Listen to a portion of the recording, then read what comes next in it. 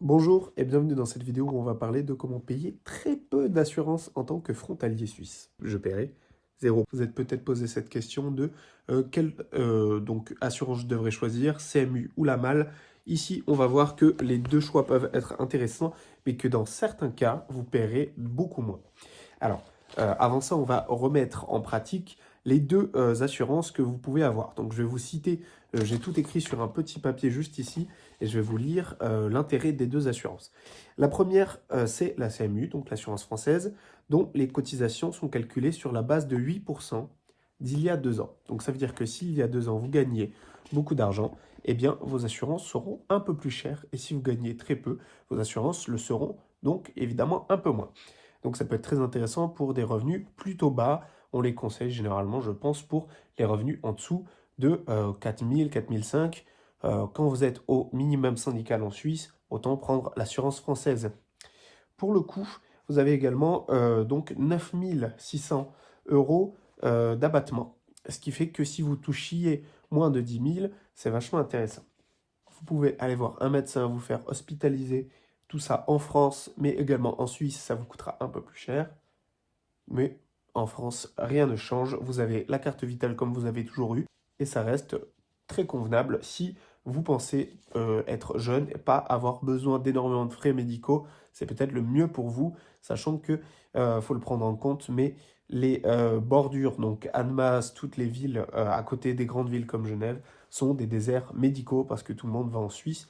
Donc c'est plus dur de trouver des traitements si vous avez vraiment besoin.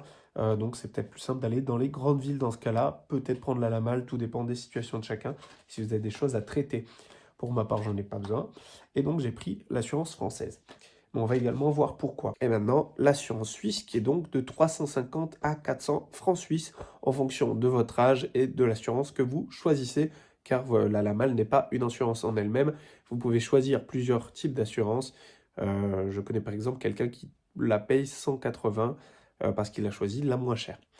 Mais évidemment, tout dépend des situations et des assurances que vous choisissez.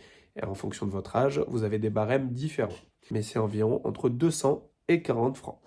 Alors, quelle est la solution dans tout ça et comment toucher zéro ces assurances? Pour le coup, il n'y a pas de recette miracle. Pour ma part, c'est ce qui se passe et c'est le cas pour plusieurs frontaliers. Mais vous pouvez payer zéro si vous prenez l'assurance française et qu'il y a 2 ans, vous ne travaillez pas. Ou alors, moi, dans mon cas, j'étais étudiant, ce qui fait que mes revenus étaient très bas. J'ai travaillé un tout petit peu, mais sachant que vous avez l'abattement de 10 000, ce sera toujours beaucoup plus intéressant. Et même si vous avez travaillé un peu et que vous avez dépassé cette limite-là, ça reviendra toujours moins cher que l'assurance suisse. Mais vous pouvez en arriver à zéro dans des cas très précis. Alors, ça ne s'applique pas à tout le monde, mais c'est très intéressant de le prendre en compte et de pouvoir jouer avec ça. Si vous venez jeune, vous avez une opportunité peut-être intéressante à saisir.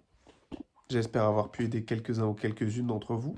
On se revoit bientôt pour d'autres vidéos et si vous voulez m'en parler dans les commentaires, n'hésitez pas. Je réponds à la plupart des commentaires parce que je suis devenu un youtubeur très occupé.